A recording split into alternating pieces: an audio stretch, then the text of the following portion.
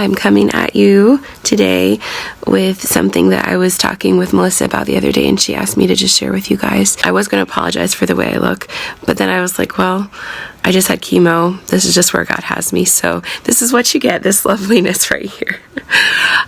I was thinking about the way that my cancer is and the way that I've been learning to trust God more through this experience. And what I thought was really funny was, so like with my experience as a healthcare provider and my background medical knowledge, I feel like if I had any other kind of cancer, like thyroid cancer, or I don't know, that's the best one I can think of, non-Hodgkin's lymphoma, some kind of cancer that I could say, well, 95% of the time you go through the treatments, you get radiation, you do a surgery, you do or don't do chemo, but most people survive it.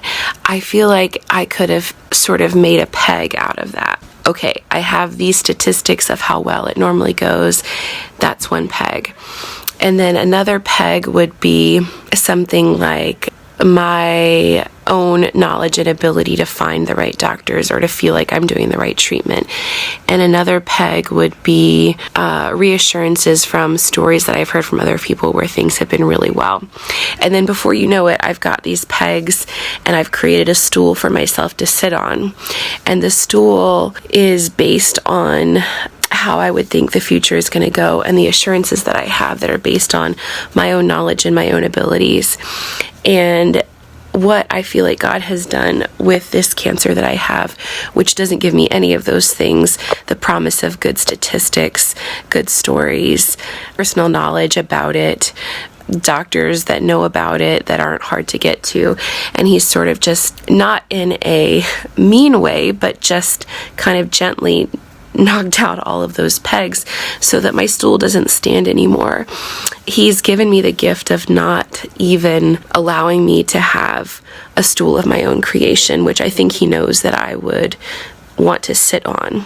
So the alternative is that instead of having this stool of my creation that I can sit on, I've learned and I've understood that the only thing I can stand on is Christ, and I have to stand on him, not just sit on this artifice of this stool that I've created. And truthfully, I know that we all really only have that to rely on, and all the stools, even if we're sitting on them, they're just not real. And one day or another, something will come through and the pegs will get knocked out, and we'll realize that we just have Christ to stand on is the only thing that won't sort of let us down.